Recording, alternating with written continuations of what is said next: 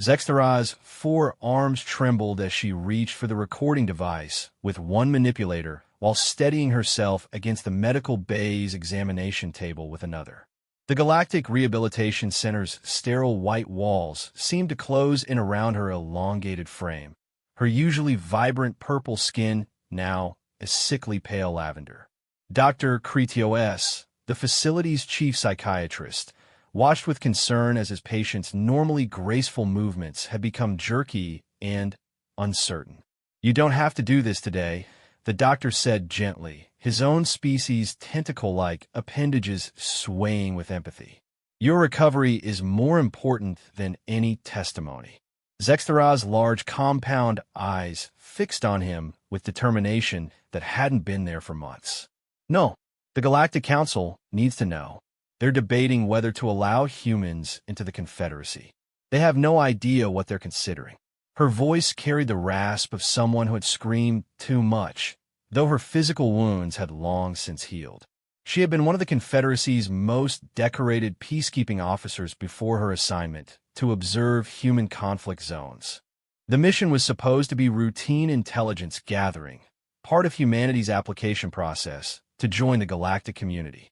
Now, 6 months after her extraction from Earth, she could barely sleep without seeing their faces. The recording device hummed to life, its soft blue glow indicating active status. Zextara took what passed for a deep breath among her species, her chest cavity expanding with a sound like wind through metal. "My name is Commander Zextara Valsheen of the 3rd Peacekeeping Fleet. I served 43 standard years in conflict zones across 17 systems. I have witnessed the fall of the Praxian Empire, survived the Crystalline Wars, and helped negotiate peace during the Great Silicon Uprising. I thought I understood warfare."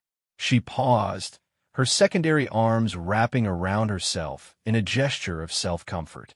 "I was wrong." The doctor leaned forward slightly, his recording equipment capturing every nuance of her testimony. This would be the first detailed report from someone who had actually observed human warfare up close. Previous intelligence had been gathered from long-range surveillance and intercepted communications, but Zextara had been embedded with human forces for 8 standard months. "The Galactic Council sent me to Earth to evaluate humanity's military capabilities and determine if they posed any threat to Confederacy peace. Standard procedure for any species seeking membership. I had read the preliminary reports about human conflicts, their weapons technology, their casualty rates. Numbers on a screen. Data points." Her voice grew quieter. "Numbers don't prepare you for humans at war." She activated a holographic display with one of her upper manipulators, showing a 3-dimensional map of Earth's eastern continent. Red markers indicated conflict zones she had observed, scattered across regions the humans called the Middle East, Eastern Europe, and Southeast Asia. I began my observation tour in what humans call Afghanistan. The indigenous population was engaged in an asymmetric conflict with occupying forces from various human nations. Standard insurgency patterns, I thought, similar to what we'd seen on Valterra Prime or the Epsilon colonies. The map zoomed in on mountainous terrain, showing supply routes and forward operating bases. I was assigned to observe a unit of American soldiers, humans from a North American political division. 26 individuals responsible for securing a valley that controlled access to 3 major population centers. The hologram shifted to show aerial reconnaissance footage of a desert valley dotted with small settlements. Dr. Kretios made notes on his tablet, occasionally glancing up at his patient. Her postural indicators showed extreme stress, but also a kind of grim determination he hadn't seen since her arrival. The first thing you notice about human soldiers isn't their equipment or their tactics. It's how young they are. The average age in that unit was 22 standard years. In Confederacy terms, barely past adolescence. Most of our species don't even begin military service until they reach full cognitive maturity. She paused, one of her smaller manipulators touching the recording device, as if to ensure it was still functioning. The unit commander was a human female named Captain Martinez, 28 years old. She had been in 7 major combat deployments and, carried scars from 3 separate wounding incidents. By our standards, she should have been receiving psychological rehabilitation. By human standards, she was considered experienced, but not exceptional. The hologram switched to show tactical formations, blue dots representing human positions, and red dots showing hostile forces. The patterns looked standard enough, but Zextara's agitation increased as she continued. The first engagement I witnessed lasted 14 hours. 14 hours of continuous combat. Human soldiers moving through terrain that would challenge our best assault troops, carrying equipment that weighed nearly 30% of their body mass, engaging targets at ranges that pushed their weapons to their limits. Her voice took on an almost awed tone despite her obvious distress. But that isn't what disturbed me. What disturbed me was how they talked during the fighting. Dr. Kretios looked up from his notes. Talk. During the heaviest firefight, when rounds were impacting within meters of their positions, when 2 of their number had been wounded and required evacuation under fire, they were joking. Her compound eyes fixed on a point somewhere beyond the room's walls. Not nervous chatter or stress responses. Actual humor. One soldier, while dragging his wounded comrade to safety under enemy fire, was critiquing the enemy's marksmanship technique. She activated another recording, this one audio. The sounds that emerged from the device made Dr. Kretios flinch. The sharp crack of projectile weapons, the whistle of incoming ordnance, and underneath it all, human voices.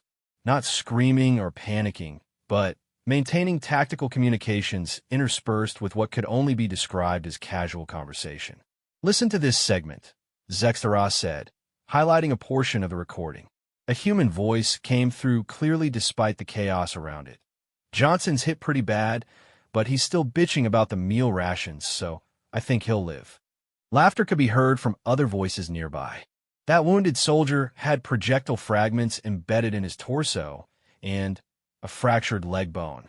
He was losing blood at a rate that would incapacitate most species within minutes. He was making jokes about food quality. Zextara's voice carried disbelief even months after the fact. I began to think this was an aberration. Perhaps this particular unit was unusual, or these humans were using some form of combat stimulant to suppress fear responses. I requested transfer to observe a different type of engagement. The hologram switched to show an urban environment, tall structures surrounded by rubble and defensive positions.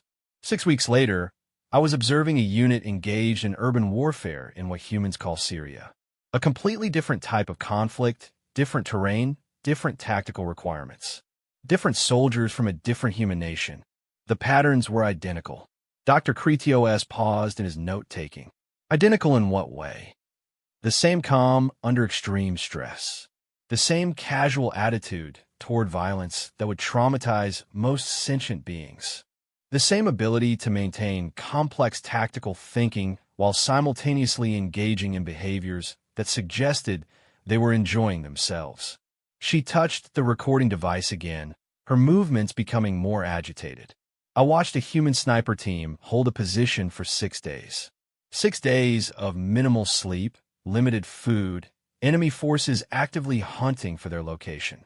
They were taking precision shots at ranges exceeding 800 meters while discussing their plans for civilian life after their military service ended, as if they were planning a social gathering, not ending lives.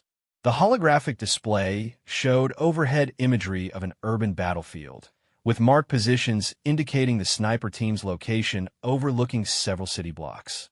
Red markers showed confirmed targets engaged over the 6-day period. 17 confirmed targets eliminated.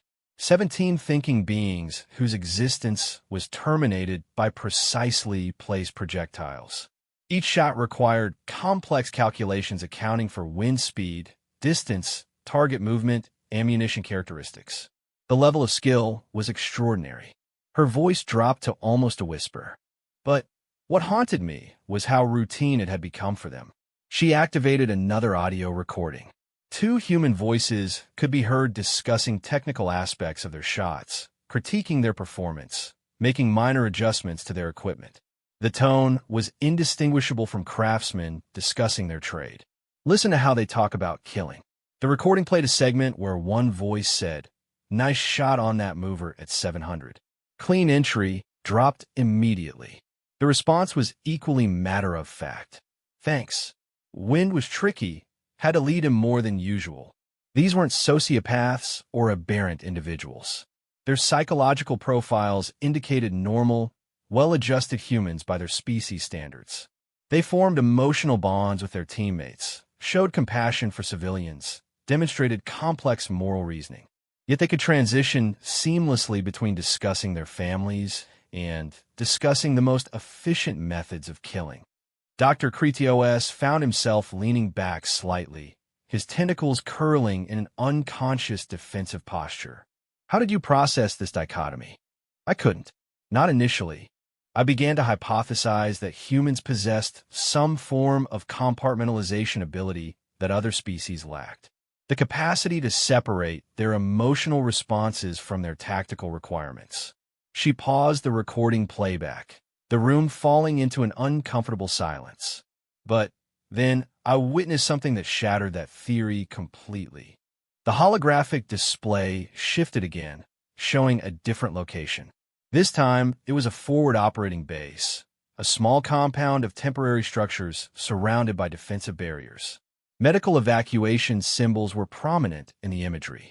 A human medic named Corpseman Hayes, 24 years old, trained in battlefield medicine and emergency surgery. I observed him for 3 weeks, during which his unit engaged in 7 separate combat operations. Her voice took on a different quality, something approaching reverence mixed with horror. Hayes would go into active combat zones to retrieve wounded soldiers. Not just human soldiers, but enemy combatants as well. He would expose himself to hostile fire to provide medical aid to individuals who had been actively trying to kill his teammates minutes earlier. Dr. Kritios looked up sharply. That seems contradictory to the behavior patterns you described earlier.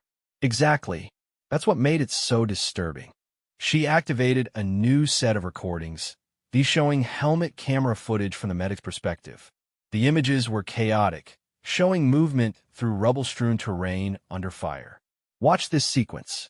Hayes is moving toward a wounded enemy combatant who had been shooting at his position just moments before. The enemy is obviously injured, calling out in distress. Hayes's teammates are providing covering fire while he approaches. The footage showed the medic reaching the wounded individual, immediately beginning to assess injuries while still under sporadic enemy fire. His hands moved with practiced efficiency, applying pressure bandages and administering medical treatment. Now listen to what he says while treating this person who was trying to kill him. The audio came through clearly despite the ambient noise. "Hey, you're going to be okay. I know you can't understand me, but you're going to be okay. Just breathe, focus on my voice." The tone was gentle, almost nurturing, completely at odds with the violent environment. He spent 43 minutes under fire treating that wounded combatant. 43 minutes during which his own unit was actively engaged with enemy forces. He successfully stabilized the individual and coordinated evacuation to a medical facility. Zextara's voice carried a note of incomprehension. The next day, the same medic was back in combat, engaging enemy positions with his sidearm while simultaneously directing evacuation of wounded teammates. No hesitation, no apparent psychological conflict between his roles as healer and warrior. She paused the playback, her 4 arms moving in what Dr. Kritios recognized as severe agitation patterns among her species. I began to realize that my fundamental understanding of warfare was inadequate. In every conflict I had previously observed, combatants fell into predictable categories. Professional soldiers who approached warfare as a technical problem.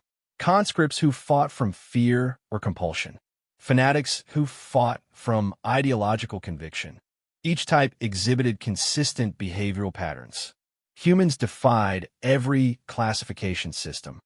The holographic display shifted to show psychological evaluation charts, with various metrics and behavioral indicators mapped across different species. Human data points scattered across the charts in ways that violated established patterns. I spent 2 more months attempting to categorize human combat behavior. I observed special operations units conducting precision raids, regular infantry in prolonged defensive actions, support personnel under indirect fire attacks. Every engagement revealed new contradictions. She activated a compilation of recordings, brief clips from different encounters. The sounds were a mixture of combat noise and human voices, but the emotional context shifted dramatically between clips. Intense focus during tactical planning, casual humor during equipment maintenance, genuine grief when discussing fallen comrades, cold professionalism when engaging targets. They could be compassionate and ruthless within the same hour. They could form deep emotional bonds with their units, while maintaining the ability to function effectively when those bonds were severed by casualties. They could treat enemy wounded with genuine care, while simultaneously planning operations to eliminate enemy forces. Dr. Kretios found himself struggling to process the implications. How did this affect your own psychological state? I began having difficulty sleeping, not because of the violence itself, but because of the cognitive dissonance. My training had prepared me to understand warfare as an extension of politics, a rational application of force to achieve specific objectives. Human warfare appeared to be something else entirely. She activated one final recording from this section of her testimony, this one showing a human soldier sitting alone during a brief lull in fighting. The individual was writing in what appeared to be a personal journal, occasionally looking up at the devastated landscape around him. I observed this soldier, Sergeant Kim, during his personal time. He was documenting his experiences, but not in the way I expected. He wasn't recording tactical observations or after-action reports. He was writing poetry. The words that came through the recording were barely audible, spoken as the soldier wrote. The mountains here are beautiful at sunrise, even with the smoke. Especially with the smoke. Makes the light different, more real somehow. Maria would love this light for her paintings. Zextera stopped the recording abruptly, her agitation reaching levels that concerned Dr. Kretios. That soldier had eliminated 18 confirmed targets in the previous week. 18 beings whose deaths he was directly responsible for. And he was writing poetry about the beauty of the landscape. I began to suspect that humans were not just different from other species in degree, but in fundamental nature. That something in their evolutionary development had created a form of consciousness that operated on principles I couldn't comprehend. She turned off the holographic display, leaving the room in the basic illumination of the medical bay's lighting system.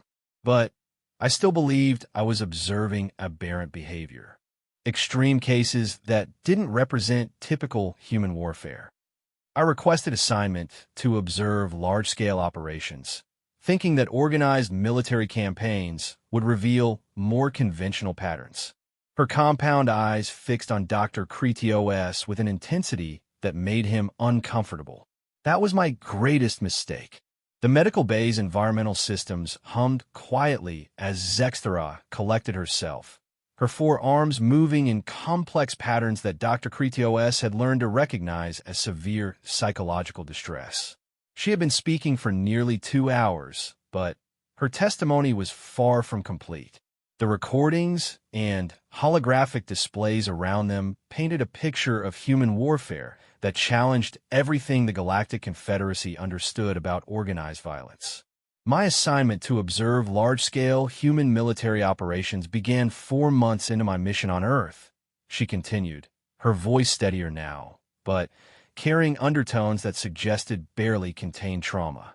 The Galactic Council had expressed particular interest in human capacity for sustained warfare, their logistic systems, and their ability to coordinate complex operations across multiple theaters. She activated a new series of holographic displays, these showing vast geographical areas marked with supply lines, troop movements, and strategic objectives. The scale was impressive even by Confederacy standards, covering multiple continents and involving millions of individual humans. I was assigned to observe what humans called Operation Enduring Justice, a multinational campaign involving forces from 12 different human nation-states. The objective was to eliminate a terrorist organization that had conducted attacks on civilian populations. The hologram zoomed in to show the operational area, a region spanning 3 countries with varied terrain and climate conditions. Standard counterinsurgency operations, I thought, similar to what we had conducted during the Centauri Rebellion or the cleanup operations following the vegan corporate wars. Locate enemy forces, eliminate their capability to conduct operations, establish security for civilian populations. Her secondary arms gestured at the tactical displays with motions that suggested frustrated incomprehension. Dr. Kretios noted the increased agitation in her posture. What made this different from your previous experiences? The scale of human logistic support was beyond anything I had imagined possible. She expanded the holographic display to show supply networks extending across the planet. They were moving equipment and personnel across distances that would challenge our fastest ships, maintaining supply lines that stretched for thousands of kilometers, coordinating operations in real time across multiple time zones. The display shifted to show shipping manifests, transportation schedules, and resource allocation charts. The numbers were staggering. Millions of tons of equipment, billions of units of various supplies, coordination matrices involving hundreds of thousands of personnel. But that wasn't what disturbed me. Impressive logistics are simply a matter of industrial capacity and organizational efficiency. What disturbed me was the human attitude toward the enormous scale of destruction they were capable of unleashing. She activated a recording from what appeared to be a high-level planning session, showing human military leaders around a holographic tactical display not unlike the ones in her current room. The voices were calm, professional, discussing target priorities and mission parameters. Listen to how they discuss the application of strategic-level violence. The recording played a segment where one voice was explaining, if we commit the full air package to this target set, we're looking at complete elimination of enemy command structure in this operational area. Estimated duration, 4 hours. Minimal risk to our assets. Zextera paused the recording. They were discussing the destruction of an entire military organization as if they were planning a construction project. Clinical, efficient, emotionally detached. This wasn't unusual behavior for them. This was standard operational planning. The holographic display showed before and after imagery of the target areas discussed in the planning session. The transformation was complete. Structured facilities reduced to rubble, vehicle parks transformed into scattered debris, communication installations erased from existence. The operation proceeded exactly as planned. In 4 hours and 17 minutes, they eliminated an enemy force structure that had taken years to build. Complete and total destruction achieved with precision that minimized collateral damage to surrounding civilian areas. Her voice carried a note of professional appreciation mixed with deep unease. But what haunted me was the conversation I overheard afterward between 2 human pilots who had participated in the strikes. She activated another audio recording, this one apparently captured during a post-mission debriefing. 2 voices could be heard discussing technical aspects of their mission, but the tone was casual, almost relaxed. Nice work on that command bunker, Torres. Clean entry. Secondary explosions indicated complete destruction of stored ordnance. The response was equally matter-of-fact. Thanks, Johnson. Your strike on the communications complex was textbook. Perfect spacing on the munitions, total systems elimination. Dr. Kretios found himself shifting uncomfortably as the conversation continued. The humans were discussing the elimination of hundreds of enemy personnel with the same tone they might use to review a training exercise. These pilots had just participated in an operation that ended the lives of over 800 sentient beings. They were evaluating their performance like artisans critiquing their craftsmanship. Zextera's compound eyes focused on something beyond the room's walls. And that night, they attended a social gathering where they celebrated one pilot's birthday. The next recording was from the birthday celebration, showing humans laughing, sharing food, engaging in recreational activities. The contrast with the earlier mission recordings was jarring. I watched the same individuals who had executed precise, devastating attacks on enemy positions, spending their evening playing games, telling jokes, expressing genuine affection for their comrades. The pilot who had eliminated the command bunker gave a heartfelt speech about friendship and the importance of human connections. She paused the recordings, her movements becoming more agitated. I began to realize that humans possessed a psychological compartmentalization ability that exceeded anything in our xenopsychology databases. They could transition between roles as killers and roles as caring community members without apparent internal conflict. Dr. Kretios made careful notes, his tentacles moving in patterns that indicated deep concentration. Did you observe this pattern consistently across different human military units? Every unit, every operation, every individual human I observed exhibited similar patterns. She activated a compilation of recordings from various sources: infantry units, special operations teams, support personnel, command staff. The voices and faces changed, but the underlying behavioral patterns remained constant. But the most disturbing realization came during my observation of their special operations forces. The holographic display shifted to show a new operational area. This one focused on mountainous terrain with small settlements scattered throughout valleys and plateaus.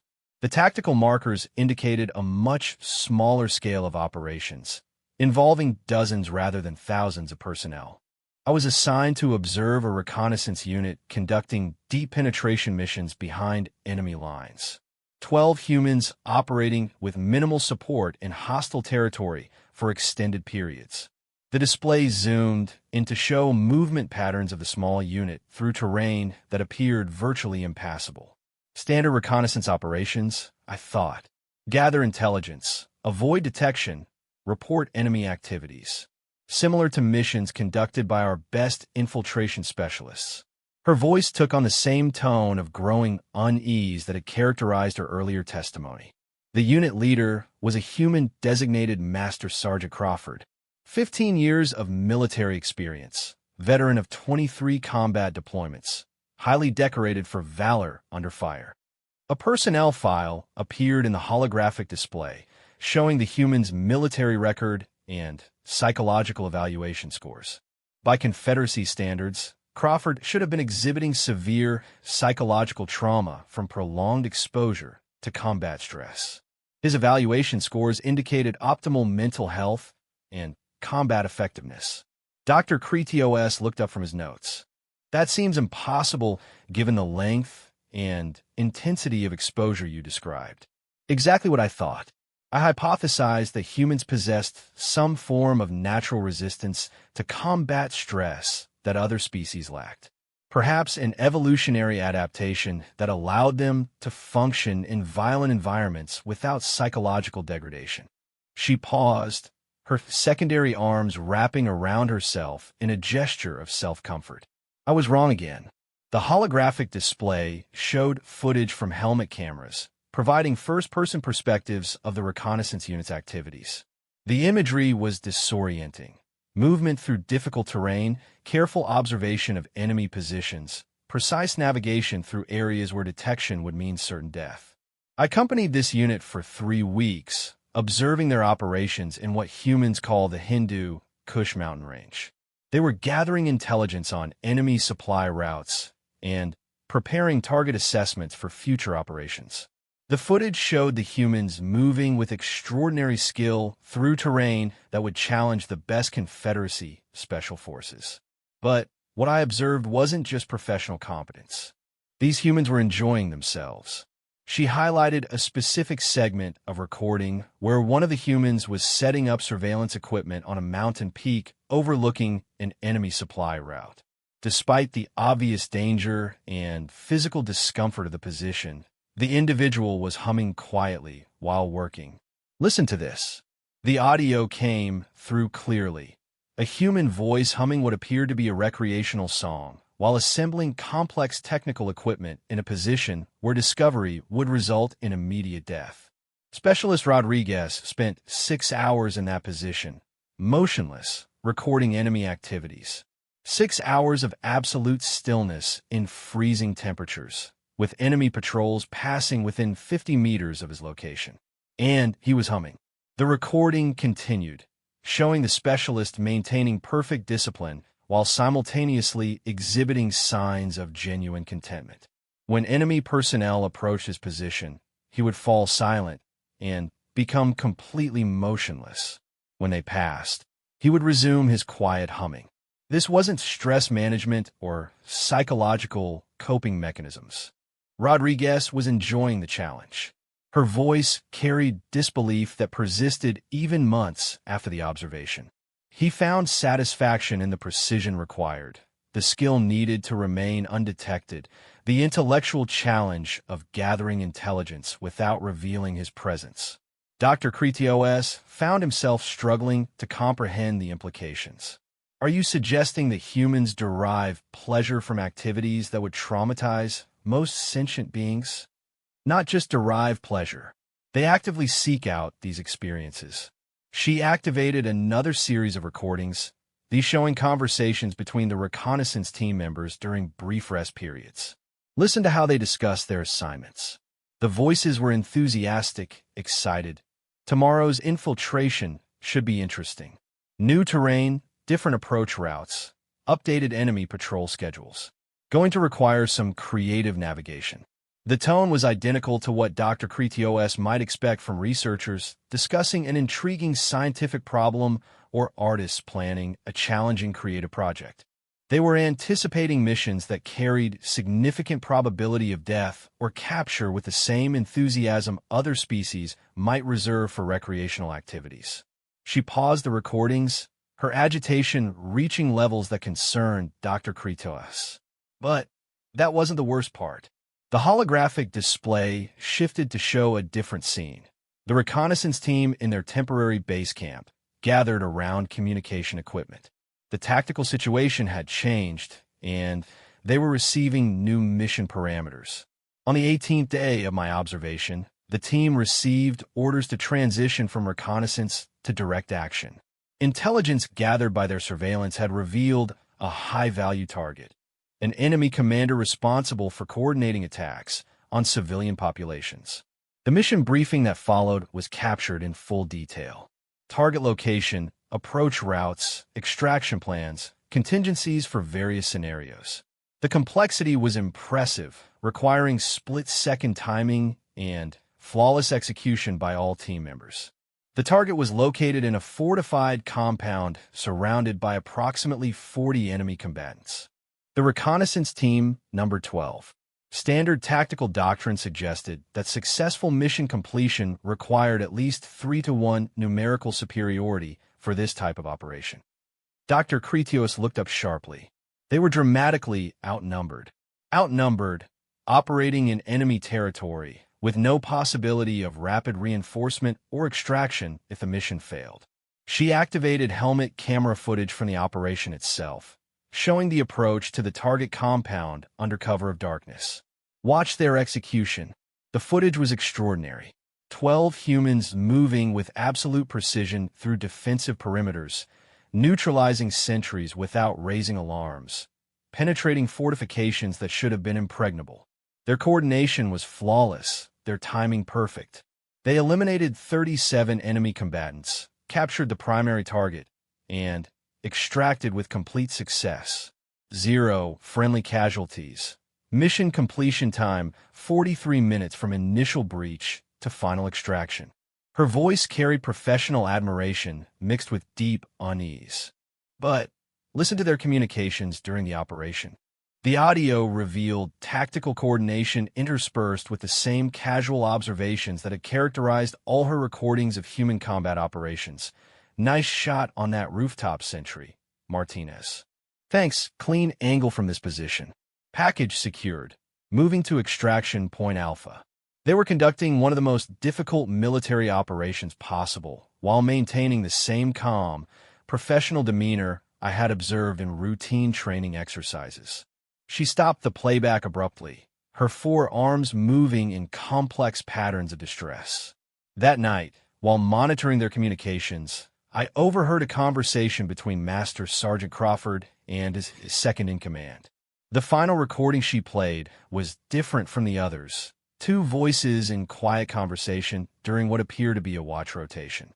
The tone was contemplative, almost philosophical. Crawford was discussing his plans for civilian life after his military service ended. He wanted to become a teacher, work with human children, help them develop their intellectual capabilities. The conversation continued with Crawford describing his educational philosophy, his desire to nurture young minds, his hopes for contributing to human society. Zextaraz's voice dropped to almost a whisper. This was the same individual who had planned and executed an operation that resulted in the deaths of 37 sentient beings just hours earlier.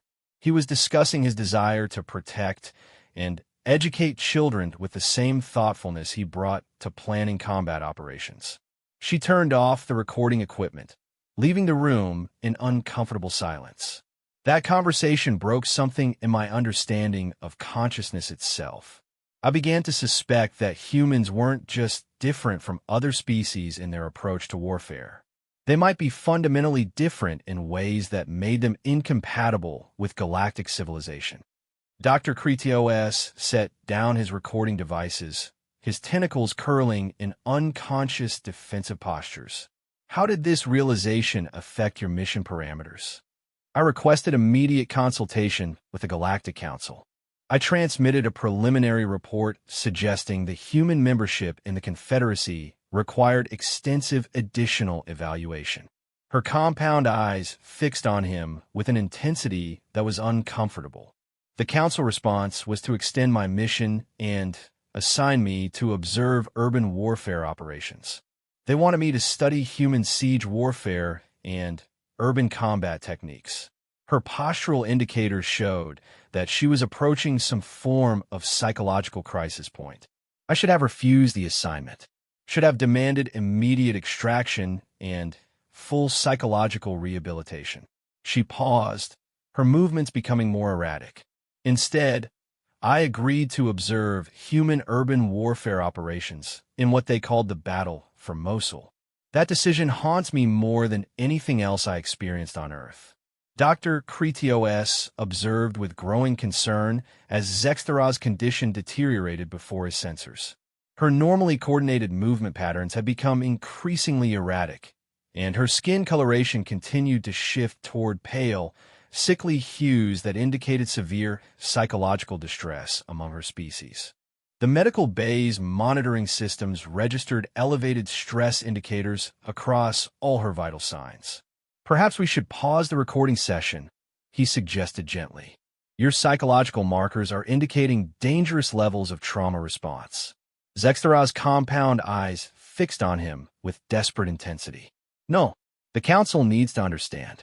The vote on human membership is scheduled for next month. They're debating based on incomplete data, sanitized reports, statistical analysis. Her forearms moved in agitated patterns.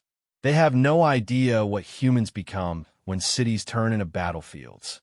She activated the recording equipment again, her movements less steady than before. The holographic display shimmered to life, showing an urban environment unlike anything from her previous testimonies. Instead of mountainous terrain or desert landscapes, this was a sprawling metropolitan area with millions of civilian inhabitants caught in the crossfire of human warfare. The battle for Mosul represented everything that made human urban warfare incomprehensible to military analysts from other species. She began, her voice carrying new levels of strain. A city of 1.8 million civilian inhabitants had been occupied by a terrorist organization for 3 years. Multiple human nation-states coordinated to liberate the civilian population. The holographic display zoomed in to show the city's layout. Dense urban construction, narrow streets, multi-story buildings that provided countless defensive positions. Red markers indicated areas under enemy control, while blue markers showed human liberation forces advancing block by block through the urban maze. Standard urban warfare doctrine suggests that liberating forces should possess overwhelming numerical and technological superiority to minimize casualties among both military personnel and civilian populations. The humans were operating under constraints that made such superiority impossible. She activated tactical displays showing force ratios, equipment distributions, and operational timelines. The numbers told a story of incredible complexity, coordination between multiple military units from different nations, integration of air support in an environment where precision was critical, and constant consideration for civilian casualties in every tactical decision. But those weren't the aspects that disturbed me most. Her voice took on the familiar tone of growing unease that had characterized her entire testimony. What disturbed me was how individual human soldiers adapted to urban combat environments. The display shifted to show helmet camera footage from street-level combat operations. The imagery was disorienting. Movement through rubble-filled streets, careful navigation around civilian areas, close-quarters combat in buildings where engagement ranges were measured in meters rather than hundreds of meters. I was assigned to observe a unit designated as the 1st Marine Infantry Battalion, commanded by Lieutenant Colonel Sarachun. Veterans of previous urban combat operations, specialized in fighting in built-up areas where traditional military tactics were inadequate. The personnel files that appeared showed humans with extensive combat experience, multiple deployments, high ratings for performance under stress. Chen herself had participated in urban combat operations in 4 different conflict zones. By Confederacy standards, she should have been completely incapacitated by cumulative psychological trauma. Her evaluation scores indicated peak performance capability. Dr. Kritios found himself leaning forward, drawn into the testimony despite his growing unease. How do they maintain psychological stability in such environments? That's what I was trying to understand. She activated a new series of recordings, these showing the human unit moving through urban terrain that had been transformed into a 3-dimensional battlefield. Every window, doorway, and rooftop represented a potential threat or defensive position. Watch how they adapt to an environment where death can come from any direction at any moment. The footage showed humans moving with practiced efficiency through streets where buildings had been reduced to rubble, where improvised explosive devices could be hidden anywhere, where enemy combatants could appear without warning from concealed positions. But they weren't just surviving in this environment. They were thriving. She highlighted a specific segment showing a human squad leader named Sergeant Williams coordinating his unit's advance through a particularly dangerous intersection. Enemy fire was coming from multiple directions, civilian evacuees were moving through the area requiring protection, and the tactical situation was changing rapidly. Listen to Williams during this engagement. The audio came through clearly despite the chaos. Martinez, take your team left flank. Watch for movement in those upper windows. Johnson, cover the civilians moving toward the evacuation point. Peterson, coordinate with air support for strikes on that building complex. The complexity of coordination required was extraordinary. Williams was simultaneously tracking enemy positions, directing his team's movements, protecting civilian lives, and coordinating with external support assets, all while under direct fire. But listen to his tone. The recording continued with Williams providing tactical updates. Nice work on suppressing that machine gun position, Martinez. Johnson, good eye on those civilians. They're clear of the danger area now. Peterson, air support is inbound in 30 seconds. Dr. Kritios noted the same pattern that had characterized all of Zextera's recordings. Calm professionalism combined with what could only be described as satisfaction in performance under extreme conditions. Williams was managing life and death decisions involving dozens of personnel while maintaining the same composed demeanor other species might use for routine administrative tasks. Her voice carried the same note of incomprehension that had marked her entire testimony. She activated another recording, this one showing a different aspect of human urban warfare adaptation. The footage was from a sniper team operating from concealed positions within the urban environment, engaging targets at ranges that required extraordinary precision given the proximity of civilian populations. Staff Sergeant Kim and Corporal Davis, Urban Precision Marksman Team. Their mission was to eliminate specific high-value targets while ensuring zero risk to civilian populations. The tactical display showed engagement ranges, target identification procedures, and safety protocols that exceeded anything in Confederacy military doctrine. Watch their precision. The helmet camera footage showed the moment of target engagement. Careful calculation, precise aim, flawless execution. The enemy combatant was eliminated instantly, while civilians less than 20 meters away remained completely safe. But listen to their conversation afterward. The audio revealed post-engagement communication between the sniper team. Clean shot, Kim. Perfect placement, immediate effect, no risk to civilians in the area.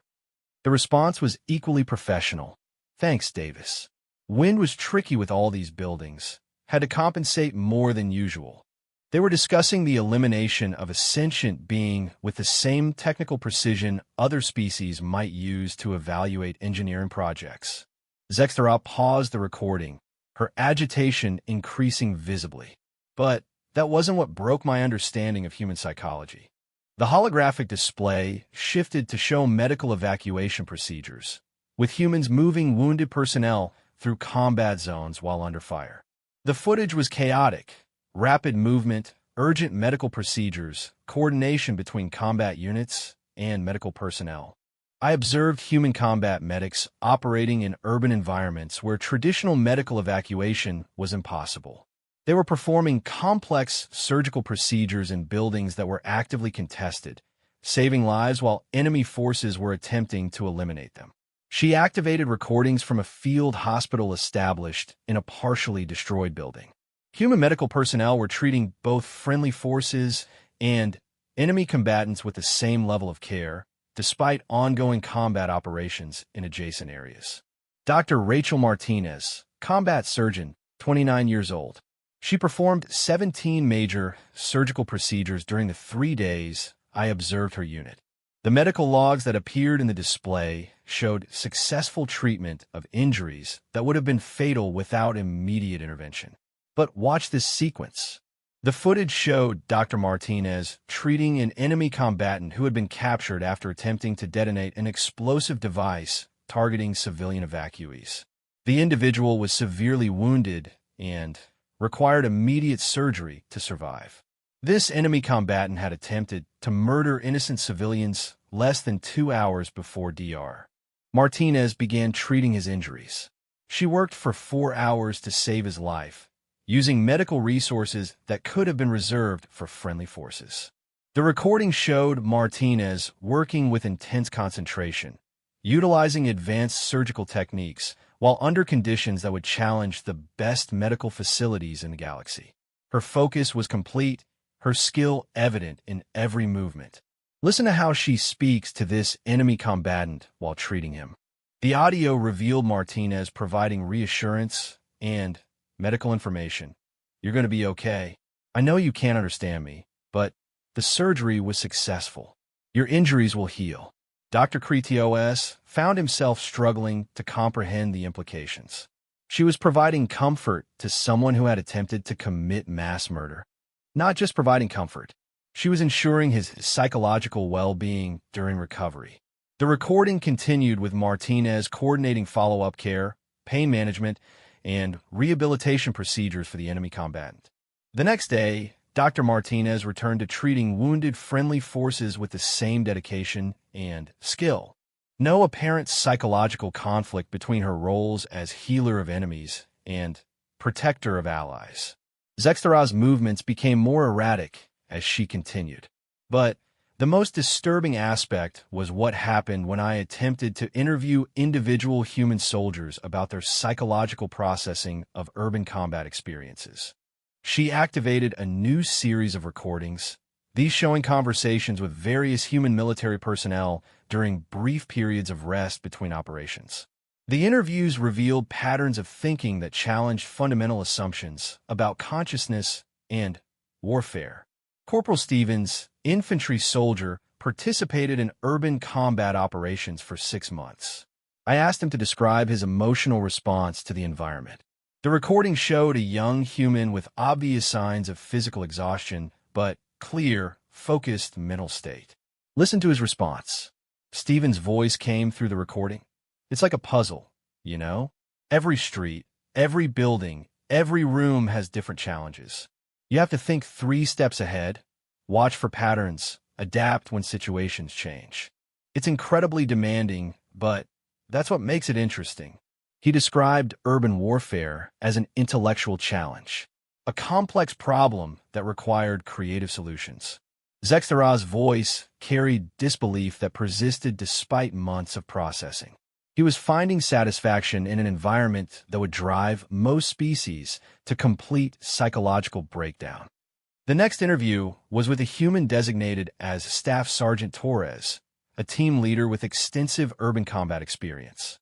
When asked about the psychological impact of constant danger, his response was equally incomprehensible.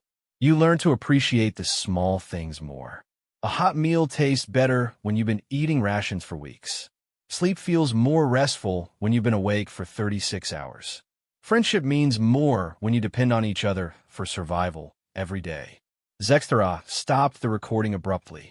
Torres was describing how prolonged exposure to life-threatening conditions enhanced his appreciation for basic experiences. He was deriving increased satisfaction from existence because of proximity to death. Dr.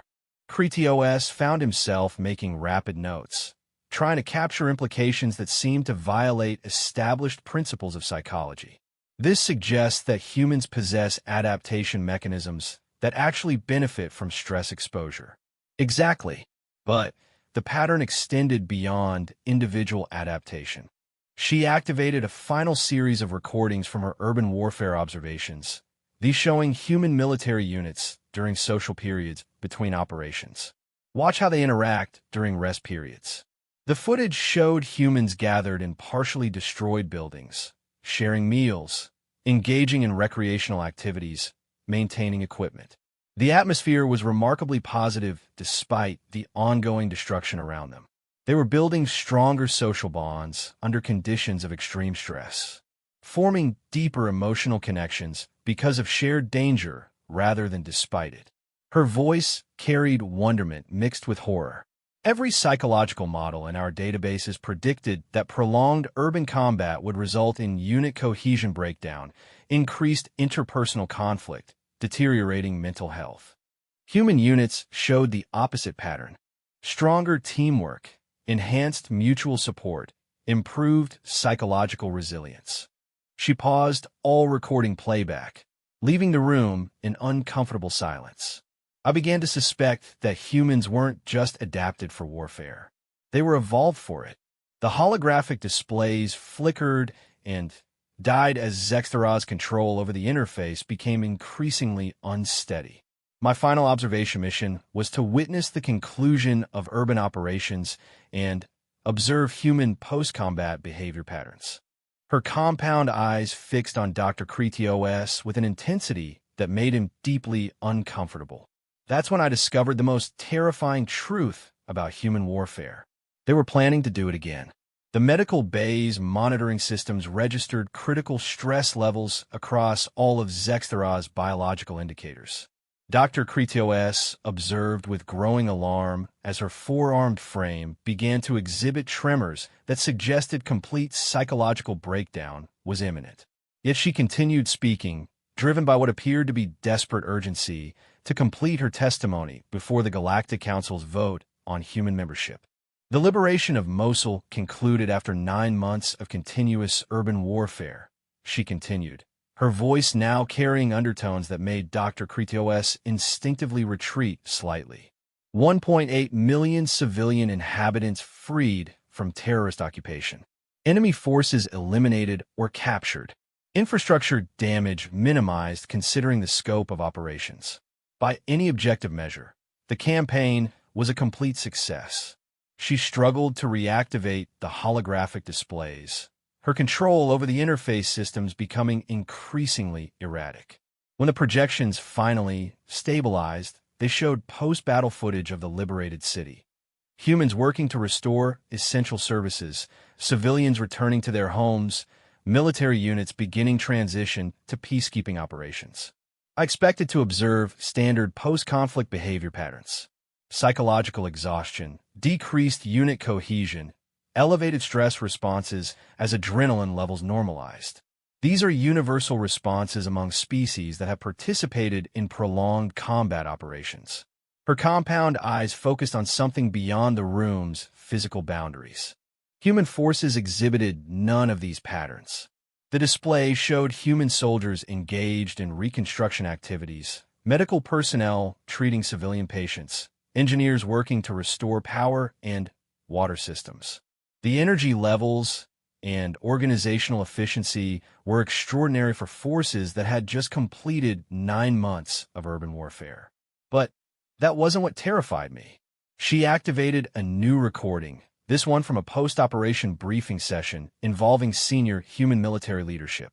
The voices were calm, professional, already focused on lessons learned and future applications. Listen to how they discuss their next assignment. The recording revealed military planners analyzing their recent performance. Urban warfare techniques proved highly effective. Integration between air support and ground forces exceeded expectations. Civilian casualty minimization protocols worked better than projected. Dr. Kretios noted the tone. Not relief at mission completion, but satisfaction with performance and anticipation of future opportunities to apply their skills. Colonel Chun was discussing improvements to urban warfare doctrine based on lessons learned during the Mosul operation. She was treating 9 months of life and death urban combat as a training experience that would enhance performance in future similar operations. The recording continued with detailed technical discussions about equipment modifications, tactical adjustments, and coordination improvements. The level of analytical thinking was impressive, but the emotional context was completely incomprehensible to non-human psychology. They were planning to fight more urban battles, not because of strategic necessity or defensive requirements, but because they had developed expertise that they wanted to apply in future conflicts. Zextara's voice dropped to barely above a whisper. They were looking forward to opportunities to engage in urban warfare again. She activated another recording, this one from individual interviews with human soldiers during their post-deployment processing. The conversations revealed psychological patterns that violated every model of combat stress response in the Confederacy databases. Master Sergeant Rodriguez, infantry team leader, participated in urban operations for the entire 9-month campaign. I asked him about his plans for the future. The recording showed a human with obvious signs of physical wear, but remarkable psychological stability. Listen to his response. Rodriguez's voice came through clearly. I'm hoping to get assigned to the Urban Warfare Training Center. Share what we learned here with the next generation of soldiers. Help them develop the skills they'll need for these types of operations. He wanted to teach other humans how to fight in cities. He was enthusiastic about passing on his expertise in urban combat techniques. Zextara's agitation reached levels that triggered automatic medical intervention systems in the room. Dr. Kretios activated emergency psychological stabilization protocols, but Zextara continued speaking despite the medical system's attempts to calm her stress responses.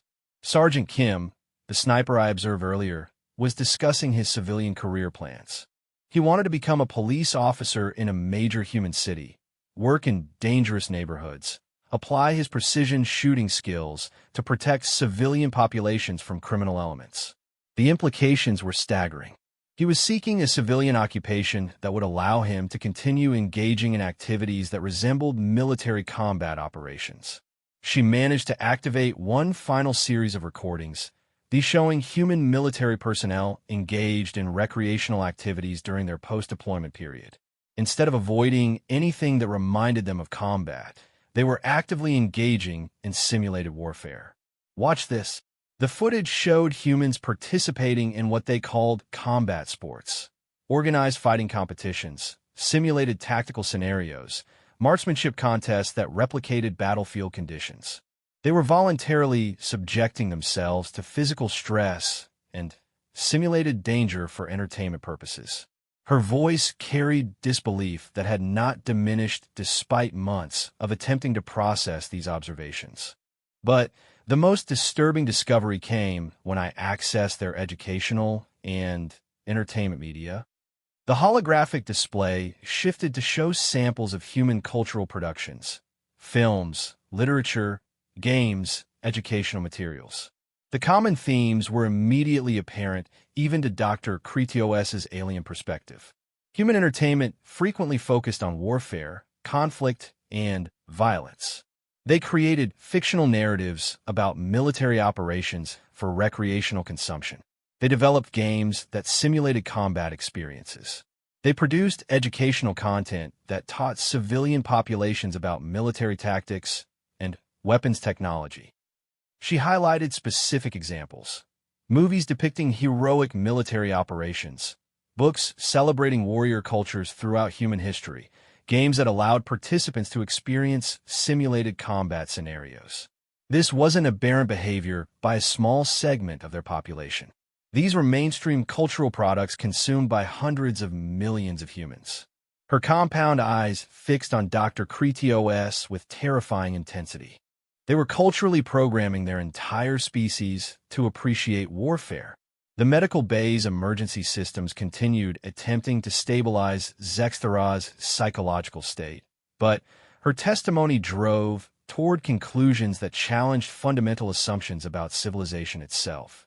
I began accessing human historical records, trying to understand how this psychological adaptation had developed.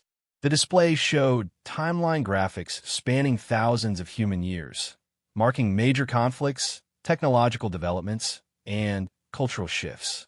Continuous warfare for their entire recorded history. Not occasional conflicts between competing groups, but constant, unending military competition that shaped their evolution, their technology, their social structures, their psychological development. The historical data was overwhelming. Warfare had been a constant factor in human development, driving innovations that extended far beyond military applications. Medical advances developed to treat combat injuries, transportation technologies created for military logistics, communication systems designed for battlefield coordination. Every aspect of human civilization has been influenced by their adaptation to warfare. Their technology, their social organization, their economic systems, their cultural values. Her voice carried implications that made Dr. Kritios deeply uncomfortable. They weren't just a species that occasionally engaged in warfare. They were a species that had evolved specifically for warfare. She activated her final recording, this one from a conversation with a human historian who had been studying the relationship between warfare and human development. The academic discussion revealed perspectives that challenged everything the Galactic Confederacy understood about the relationship between civilization and violence. Dr. Patricia Williams, military historian, specialist in the evolution of human conflict. The recording showed a calm, intelligent human discussing her research with the same dispassionate analysis that characterized all human approaches to warfare. Listen to her explanation of human psychological adaptation to conflict. Dr. Williams' voice came through clearly. Warfare has been the primary driver of human innovation throughout our history. Our greatest technological achievements, our most important social institutions, our deepest cultural values have all been shaped by the need to compete militarily with other human groups. The academic continued. We've developed psychological mechanisms that allow us to function effectively in violent environments because those individuals who couldn't adapt to warfare didn't survive to pass on their genes. Zexthara stopped the recording, her forearms moving in patterns of extreme psychological distress. She was describing warfare as a positive evolutionary force that had improved human capabilities. Dr. Kritios found himself struggling to process the implications of everything he had heard. What conclusions did you draw from these observations? That humans represent a form of consciousness fundamentally incompatible with galactic civilization. Her voice carried finality that suggested she had reached conclusions that offered no hope for reconciliation. Every other species in the Confederacy developed civilization by moving away from violence, by creating social structures that minimize conflict, by evolving psychological mechanisms that prioritize cooperation over competition. She paused, her breathing becoming increasingly labored. Humans developed civilization by perfecting violence, by creating social structures that optimize their capacity for warfare, by evolving psychological mechanisms that allowed them to thrive in environments of constant conflict. The medical base systems registered dangerous levels of psychological trauma as Zexthera continued her testimony. If the Galactic Council admits humans to the Confederacy, they will be introducing a species that views warfare not as a regrettable necessity, but as a fundamental aspect of existence. They will bring their warrior culture, their technological innovations developed for military applications, their psychological adaptation to violence, their social institutions designed for conflict competition. Dr. Kretios realized that his patient was approaching complete psychological breakdown, but she continued speaking with desperate urgency. The humans I observed weren't aberrant individuals. They were typical representatives of their species. Every human possesses the psychological mechanisms I witnessed. Every human is adapted for warfare in ways that other species cannot comprehend. She struggled to maintain focus as the medical systems attempted to stabilize her condition. The Galactic Council is debating whether to admit humans based on their technological capabilities, their resource production, their potential contributions to Confederacy science and industry. They have no understanding of what humans will become when the Confederacy faces external threats. Her compound eyes fixed on Dr. Kretios with final, terrifying clarity. Humans don't just fight wars. They perfect warfare. They enjoy warfare. They live for warfare. If the Confederacy votes to admit human membership, we won't be gaining allies. We'll be unleashing the most effective killing machines the galaxy has ever produced. The recording equipment registered her final statement before the medical bay's emergency systems finally succeeded in sedating her into unconsciousness, and they'll thank us for giving them worthy opponents to fight. Dr. Kretios sat in the sudden silence, surrounded by holographic displays showing the evidence of human warfare capabilities, trying to process testimony that suggested the Galactic Council was about to make a decision that could fundamentally alter the nature of civilization itself. Outside the medical bay, automated systems were already transmitting Zexthera's complete testimony to the Galactic Council, where representatives from hundreds of species would soon vote on humanity's application for membership. The vote that would determine whether the galaxy was ready to welcome a species that had turned warfare into an art form. Dr. Kretios looked at his unconscious patient and wondered if anyone would listen to her warnings or if the council would dismiss her observations as the traumatic hallucinations of a damaged mind. The galaxy would soon discover which interpretation was correct.